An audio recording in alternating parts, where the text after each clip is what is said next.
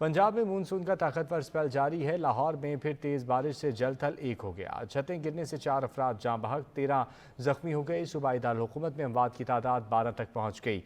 गुजरांवाला और फैसलाबाद में भी 4 जिंदगियों के चिराग गुल हुए। बागों के शहर समेत पंजाब के अक्सर इलाके मौसमियाती तब्दीली और मानसून स्पेल के जेर असर। तूफानी बारिशों से शदीद जानी नुकसानात। सूबाई दारुल हुकूमत के मुख्तलिफ इलाकों में Lakshmi Chowk, Abbott Road, Empress Road, railway station, Sheranwala Gate, Sabzazar, Wahdat Road, Mustafa Town, Shahdara, Nishtar Town, Iqbal Town, Mughalpura, Baghbanpura, Bhati Gate, Johar Town, Gulshan Ravi, Qurtaba Chowk, Liberty में बादल खुलकर बरसे।